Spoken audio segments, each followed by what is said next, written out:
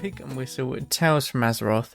As always here at the Pig and Whistle Inn in Stormwind, I go for a variety of subjects with regards to World of Warcraft. So grab a bottle or a pint, sit back and enjoy. Today we're going to be going over Evokers, the new class in WoW that are going to be coming in Dragonflight, and we might talk about Wrath of the Lich King Classic, as there is a supposed date that they have in mind, which they may or may not have leaked, but you know, it depends on how long I go into the Evoker stuff, and I plan to go into the Evoker class in quite good detail, and so we'll see at the end. But as always, we will go through the weekly news first. So we have the world bosses for this week, which is Mortanis, Morgeth, and Antros.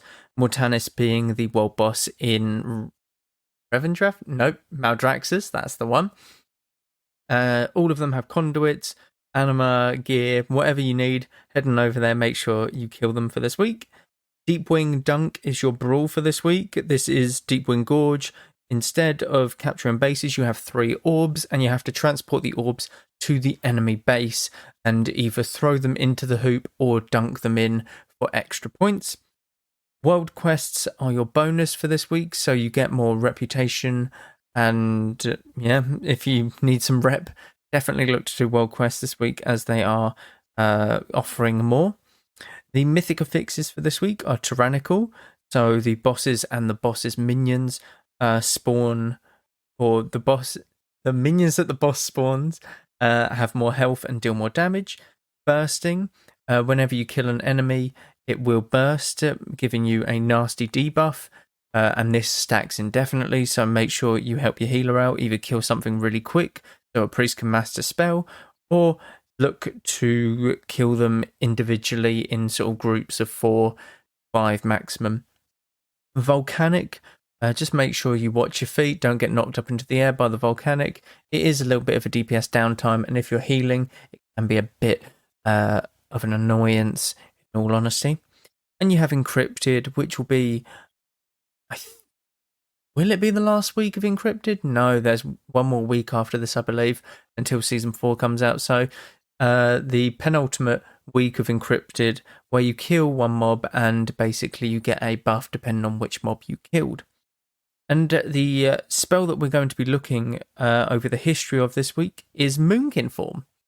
So Moonkin Form is obviously the Druid ability, and it is the balanced Druid ability mainly, the caster specialization. It was added in patch 1.8 back in 2005. So it was actually added a year after the original game, which is really weird. So that's quite funny to imagine. You've got boomkins that don't have boomkin form.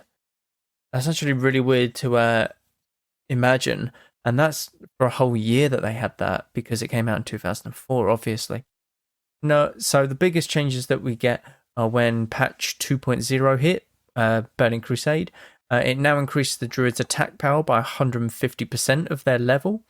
And while in Moonkin form, the druid's melee attacks have a chance to trigger Elune's Touch, regenerating mana based on the attack power, which is kind of a shit ability, passive, whatever, mainly because you never want to be meleeing in Moonkin form. It's just not worth it at all.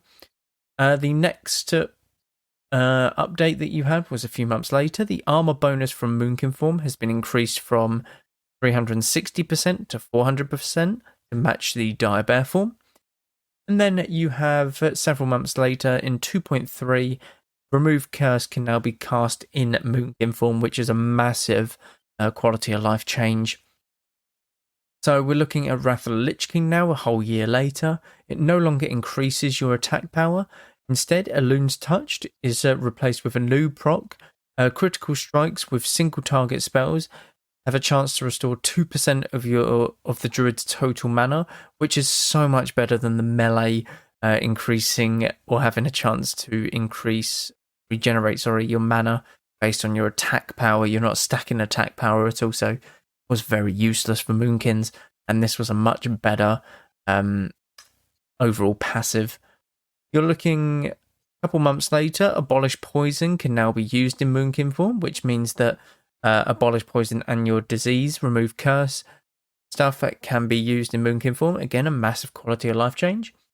A few months later, the mana cost was reduced, a very simple change. We're looking at several months, so patch 3.2 was the last update that it had in Wrath of the Lich King, and that was this form now also reduces the damage the druid takes while stunned by 15%. That is huge in Wrath. That is absolutely huge. So that really helps out against rogues, because straight up 15% damage reduction in Moonkin form when you're kidney, cheap shotted, it makes you very tanky. And it means that you're not constantly switching to bear form to get frenzy regen, going out of Moonkin form to heal and stuff. You know, you've got to really time it when to drop into Moonkin form, and it will be ultimately better than bear form to jump into in Wrath of the Lich King Classic, because it gives you the 15% damage reduction when you're stunned. So you've really got to keep that in mind if you are doing PvP as a Boomkin, which I am in Wrath of the Lich King.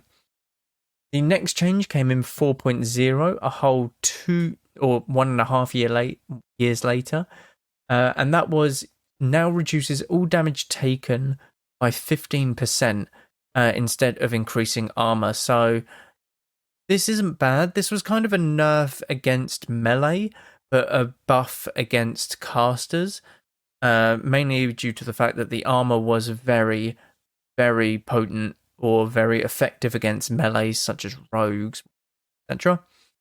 We're looking at a whole 1.5 years again in Mesa Pandaria, where they redesigned Boomkin form so that it could now be usable while riding on mounts, so it wouldn't take you out of Moonkin form while doing so, which was amazing. Again, just a nice quality of life. A year later, still in Mesa Pandaria, the very last patch, 5.4, now increases the druid's armor by 60% and no longer reduces all damage taken by 15%. 60% is a lot worse than 400, but again, they've probably done the numbers and it was a bit weird at the time. But damage taken, you know, that did seem a little bit insane. Just a straight 15% damage reduction all the time.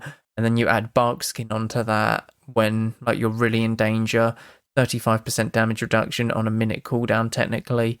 It's really good. So they did hotfix this in Mesa Pandaria as well, and they just increased the druid's armor by 100%, up from 60% before Mesa Pandaria ended. Going into Warlords of Draenor several months later in 2014, it now grants increased mastery instead of 5% spell haste. Nice simple change. And a few months later, it no longer removed on interacting with the Flight Master. It took that long to have that happen in Warlords of Draenor, which is absolutely insane. Moving on to Legion, another 1.5 years later. Oof. It now causes single target attacks against the druids to have a 15% chance to make their next damaging spell instant, and armor bonus is increased up to 200%, up from 100%, but no longer increases your mastery. So this is where you get the proc of Owlkin Frenzy, and this is still in the game as of today. And obviously the armor is where it is today as well. So Dire Bear form still has its use with being a lot more tankier, but its Moonkin form is sort of that middle ground of caster, kind of like a elemental shaman that wears mail and stuff like that. In patch 7.1, a few months later, it is now learned at level 20 instead of level 18. Owlkin Frenzy will only affect Lunar Strike and not your Solar Wrath or Stellar Flare. So this is how Owlkin Frenzy works today. It did affect every single spell, but apparently that wasn't, being liked by everyone. So just Lunar Strike makes it a lot easier, because Lunar Strike is a lot tougher to get off in PvP situations, I guess. So that's probably why they did it. And then the final change in patch 8.1, which was in 2018, December 2018, and this is clearly the most important one. High Mountain Tauren Moonkin form now has moose antlers. That's clearly the most important change that they've ever done to this ability, without a doubt. So, yeah, Moonkin form is great. It's one of the best and recognizable things in the game, in my opinion. It's just a giant chicken with antlers and stuff like that. And if you get run down by a chicken spam moonfire at you and then dancing, the dance, by the way, absolutely insane. Best dance in the game. Well, that's very debatable, to be honest, and that is very opinionated. But I love the Moonkin dance. It is great fun, especially doing it after someone's trying to gank you and you turn it around. Stuff like that will be great fun when Wrath comes around. But yeah, Moonkin form is an absolute great ability to use. It's really fun when you get it at level 40 in Classic, and you just feel like an actual caster when you get that, rather than standing in your little night elf form or your Tauren form or your troll form when you go to Cataclysm, stuff like that. But yeah, let's get on to the meat and bones of this podcast. So, Evokers. What are they? They have two specializations. I was hit my chair, sorry. I just had to reposition myself. They're basically two specializations. They are casters and they are healers. They're preservators and devastation. Yeah, devastation is their DPS ability. So when will they become available? Obviously in the pre-patch of 10.0 before Dragonflight comes out. And what races can play Evokers? There is only one race that can play Evokers, and that is the Drakthir. And the Evoker can only be a Drakthir. It is very exclusive to that race and class combo. Kind of like Demon Hunters being only accessible to Night Elves and Blood Elves. I don't actually understand the reasoning why they're exclusive to Night Elves and Blood Elves, but these ones are very much so. They might look into it a bit more in the future. It'll be like they taught, humans how to wield the power of dragons or something, but lore-wise, I think it just makes sense that they stick with this for going forward for a long time, to be honest. I think it would be really weird for them to have it as a human Drakthir. Say that. They can literally turn into a human, which is a bit ridiculous. Or like a gnome Drakthir, stuff like that. You know what I mean? I think keeping it as a class and race like specific combo is really good, and it gives it more that diverse feeling of this is really what I want to commit to. So the Drakthir Evoker will have a starting zone. It will have its own starting zone. They are considered a hero class, such as Death Knights and Demon Hunters. And the starting zone is called the Forbidden Reach, and this is located within the Dragon Isles. I'm not too sure if you can access it via any other means. I wonder if you can, with like maybe Farsight, you could have a look over as a shaman, Eagle Eye, or you could maybe levitate over there. I don't know, I've not seen it. But you will start at level 58. This obviously will probably get you to level 60, and then you go into Dragon Isles at level 60 and carry on the storyline. That probably leads into the storyline very well. So it does say the starter zone tells the story of the Drakthir. They were created by Neltharion, who fell into a deep sleep as the Dragon Isles lost much of its magic due to events of the War of the Ancients and stuff like that. So once you are done, like I said, once you are done in the starter zone, you'll be ready to jump straight into the Dragonflight content. So level 60, you'll probably finish straight into there. So picking up a faction for your Drakthir Evoker, you'll be able to pick a faction. Your Drakthir Evoker will join when you first create your character. Once you finish customizing your Drakthir, you'll be prompted to select which faction your Evoker will be. Horde and Alliance Evokers have slightly different starting zone experiences, which makes sense because obviously if you're going to meet an Orc as a Alliance Drakthir, not going to make much sense, is it? You meet an Orc and suddenly you're helping him out, and then it's like, oh yeah, I see the humans over there, I've got to go. My mum's sort of calling me back to Stormwind, that kind of thing. It doesn't really make sense. So it would be nice to see the differences in the starting zone, for sure. The weapon types that you can have as an evoker, you will be able to equip daggers, staves, fist weapons, one-handed swords, one-handed axes, and one-handed maces. So very much along the same lines as, I think, a shaman. The one-handed swords are a bit weird. I'm not sure if shamans can do that. I'm pretty sure they can. But I'm pretty sure this is like shaman, yeah. So the specializations, obviously you have devastation and preservation. Devastation is a ranged DPS specialization. That all sounds perfect. That all sounded like it rhymed absolutely perfectly. Focused on using attacks with explosive power of the red Dragonflight and focused and overwhelming magic of the blue Dragonflight to harm foes from a distance.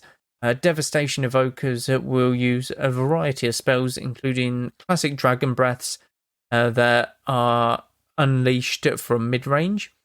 Preservation, a healer specialization that uses the power of the bronze and green Dragonflights. Green Dragonflights being renewal, bronze being time and stuff like that. The power of the green Dragonflight allows them to nurture their allies, while the time magic of the bronze Dragonflight can be used to rewind wounds. Rewind wounds is something that I want to say 10 times quicker, done or heal allies faster.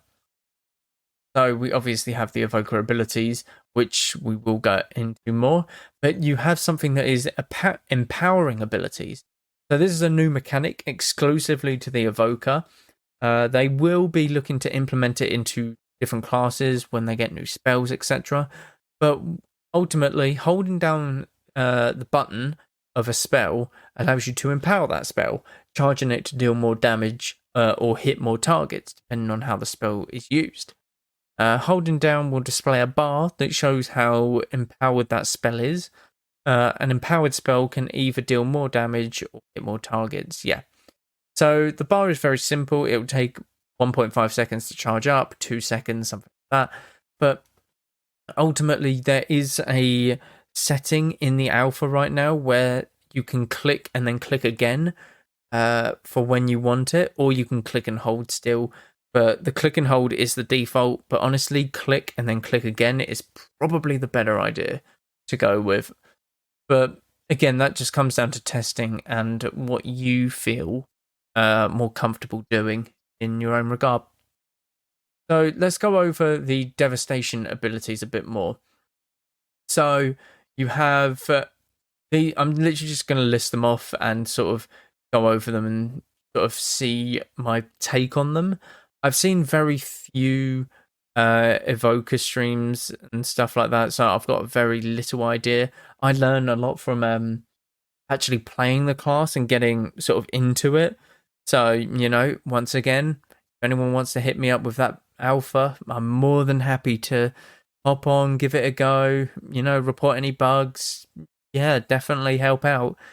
If, just putting it out there. Than the word out there. So we have Azure Strike, which is I will say the sort of color of the Dragonflight that they use. So blue, obviously, blue Dragonflight, black being the black Dragonflight, red being red, etc., etc. So Azure Strike, blue, project intense energy into 2 enemies, dealing 72% of your spell power as spell frost damage to them. So this is a sort of cleave ability, maybe something like, what's the rogue ability? Blade Flurry, stuff like that. Maybe sweeping strikes for warriors and classic, that kind of thing. It doesn't sound bad. It seems like your sort of run-of-the-mill, like just small cleave ability, nothing serious. Deep Breath is your black Dragonflight ability. You take in a deep breath and fly to the target location. You're molten cinders and dealing 4 volcanic damage to enemies in your path. You are immune to movement impairing and loss of control effects while flying, and it's on a 2-minute cooldown. So obviously the numbers are completely wrong here. 4 damage is definitely not what it does, because that would be way too OP. 4 damage is like crazy, right? Not. 4 damage is absolutely nothing. So the numbers are going to obviously be a lot. out, we'll say. They'll definitely be out. They're usually the last things that they do when either expansion is coming in up. They'll do the numbers tuning at the very last, because it's just the sort of easiest to do at the time. It's it's tougher to figure out bugs and sort them bugs out, because it might mess up something else. It might cause another bug to occur. It might cause a lot of different things. So the numbers is a lot easier to just do at the end. But honestly, this is your big DPS ability. This is your I'm going in sort of ability. Your Celestial Alignment for Boomkins, your Vendetta for Rogues, your Avatar or your Recklessness for Warriors.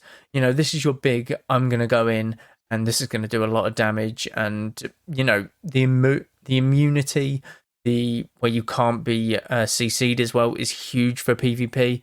Mainly because you can prevent an entire go just by dealing with this. They might be a RMP team, Rogue Mage Priest, and you might be looking to get polymorphed. You press this button and you're just off. You can't be CC'd, and then you can help pill for the target that is being killed and stuff like that. Disintegrate, blue, consumes 3 essence tears into an enemy with a blast of blue magic, inflicting 9 spell frost damage over 3 seconds, and slowing their movement speed by 30% for 3 seconds. This I saw a lot of. This is like Ray of Frost, but you can use it while moving. It slows the target. It does really decent damage. So this is a very decent ability, and it's something to not be underestimated. This is sort of going to be used in your burst window, in my honest opinion. Fire Breath. Inhale, stoking your inner flames. Release, I've lost it. Release to exhale, burning enemies in a cone in front of you. 145% of your spell power as fire damage. Deals reduced damage beyond 5 targets. It's a 30-second cooldown. So this is obviously going to be sort of a mini go, as it is called in PvP, where you don't send absolutely everything. You don't send the kitchen sink, but you get quite a lot of damage out. This is to just sort of put pressure on them, make them use a cooldown outside of your big go, essentially. Living Flame, red. Send a flickering flame towards your target, dealing 200% spell power, fire damage to an enemy, or healing an ally for 275. I like these sort of choice abilities where you can use it to either heal or deal damage. I'm not too sure what other abilities do that, in my opinion. I can't quite place them. I'm pretty sure there's some, but they elude me. But it really gives you thought about the ability. It's like, okay, will I need this to heal my target in the next 30 seconds? Will I need it to deal or damage in the next 30 seconds? And you sort of pre-plan around that. And I like this. I like the idea of this ability, as it can be used offensively or defensively. Pyre, red, consume 2 essence, lob a ball of flame, dealing 102% of spell power as fire damage to the target and nearby enemies. Sounds like a cannonball on fire, pretty much. You're just throwing a red fireball at them. Honestly, I'm down for it. It's essentially, yeah, I'm okay with that. It's just an AoE. It's your standard AoE that every class has now, whether it be Starfall or Wildfire Bomb for survival hunters, that sort of thing.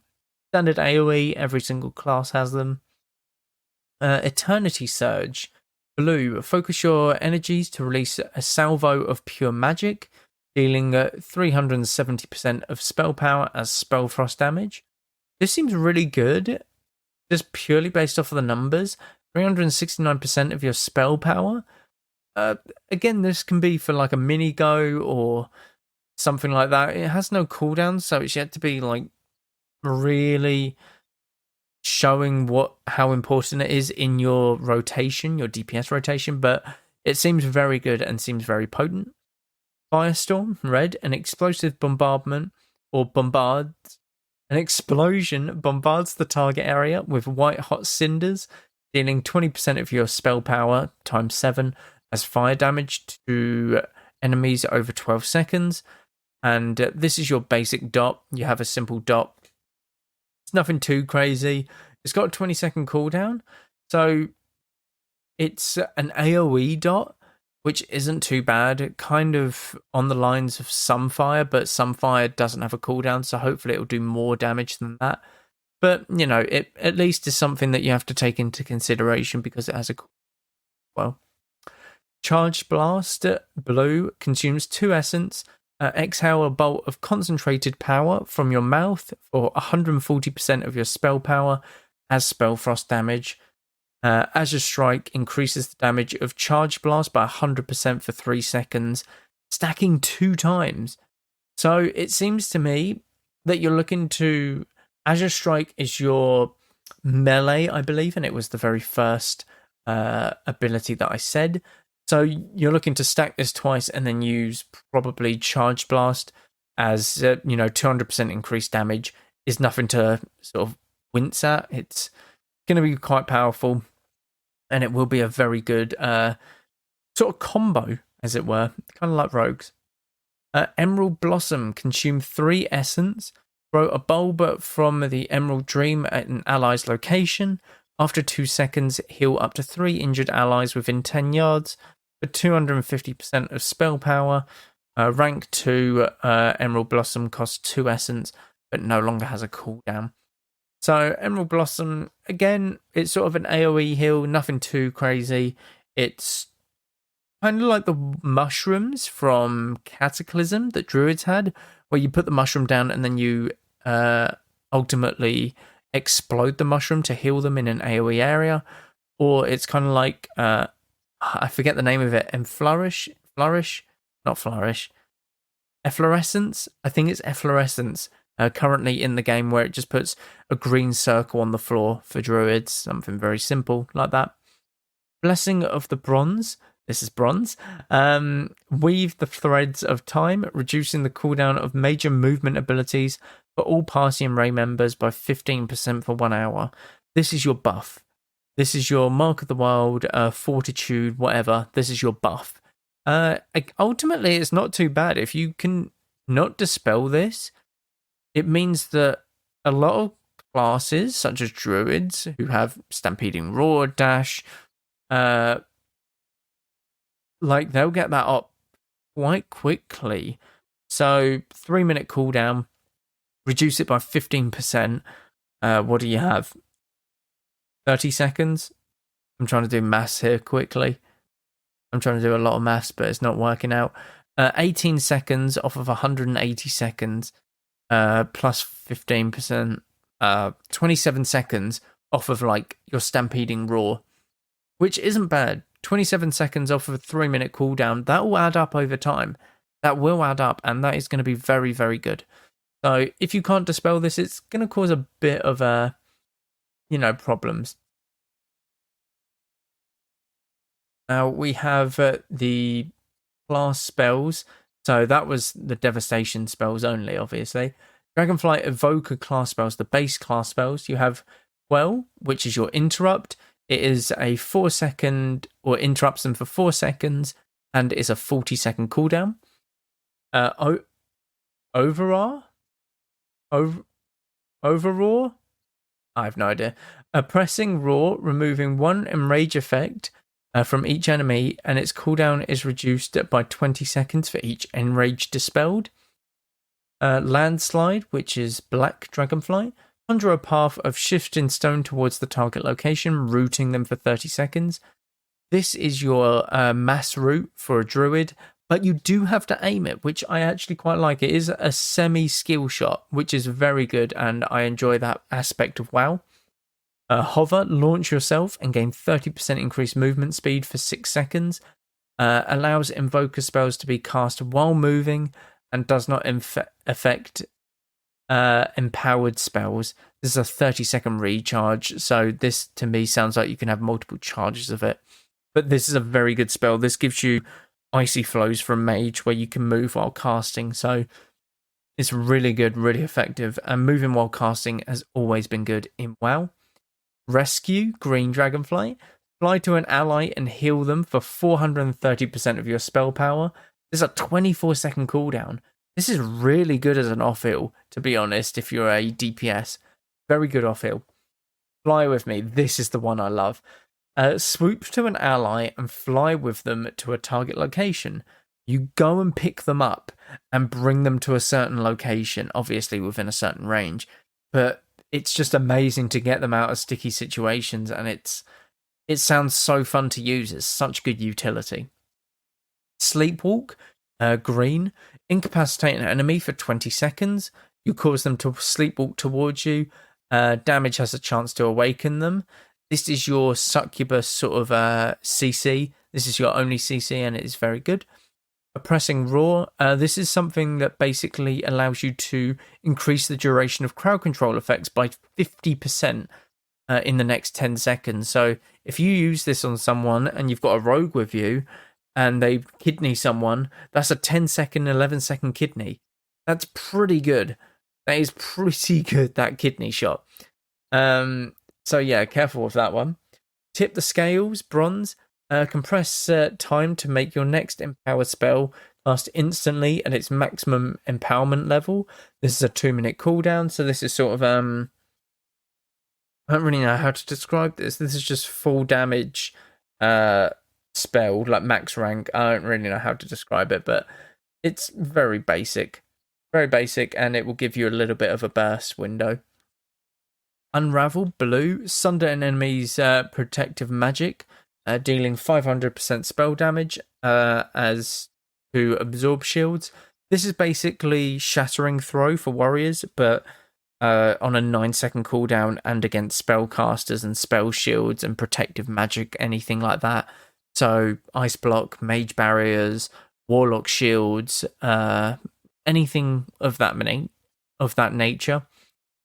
Zephyr, you conjure an updrift to lift your party members within 25 yards into the air, reducing damage taken from area of effect attacks by 20% and increasing movement speed by 30%.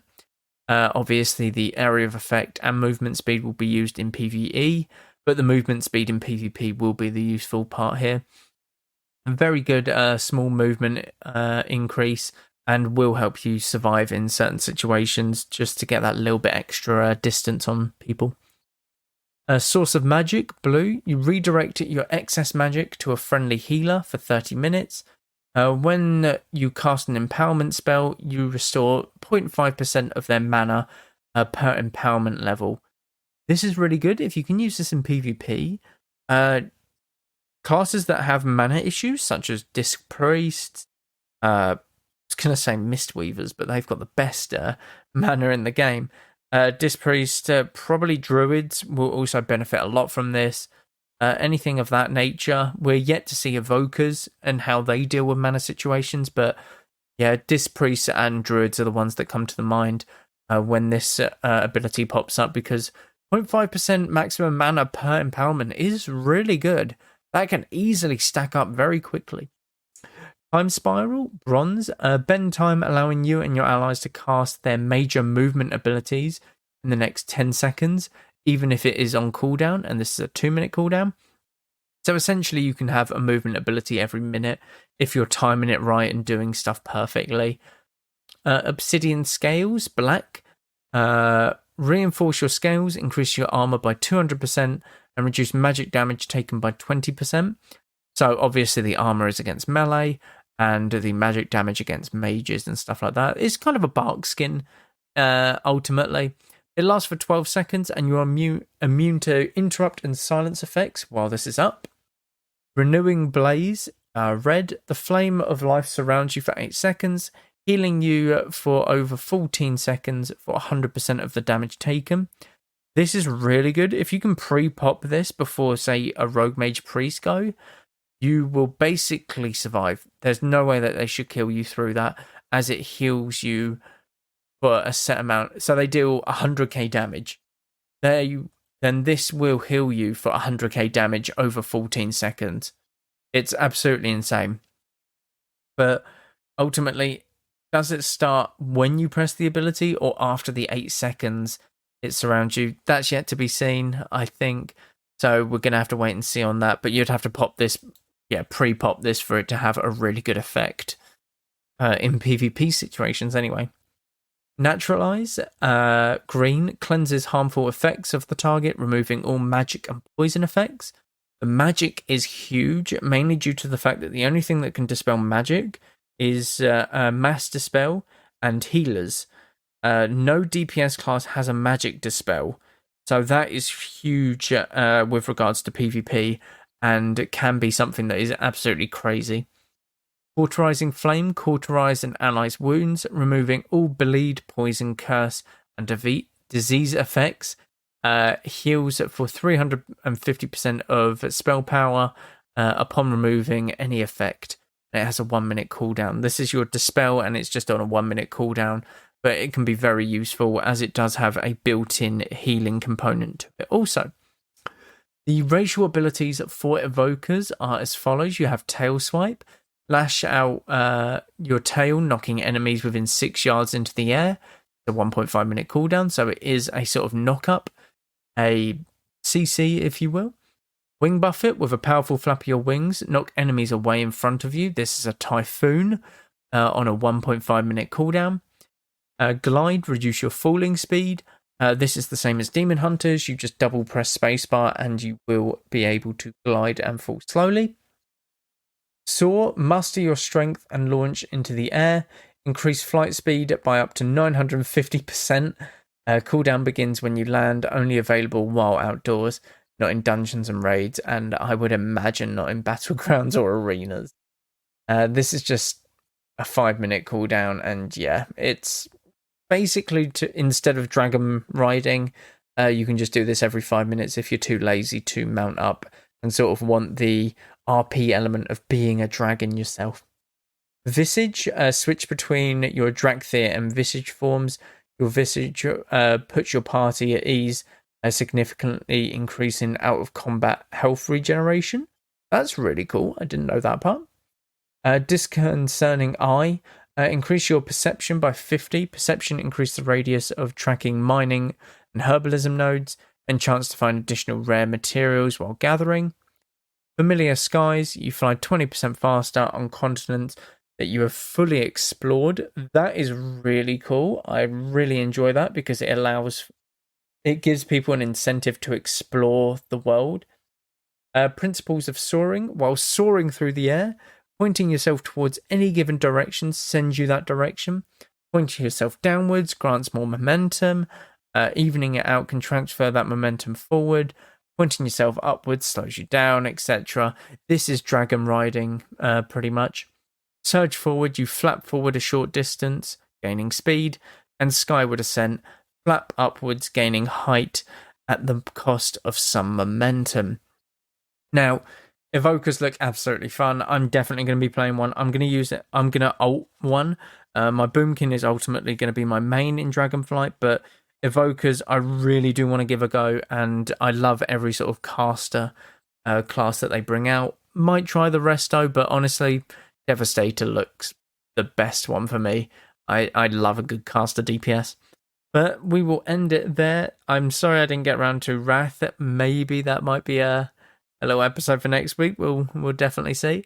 But thank you all very much for listening once again. Check out everything down below. Doing a lot of Twitch streams right now. Late at night.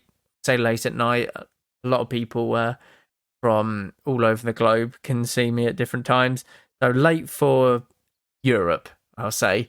Probably around dinner time for NA and stuff like that.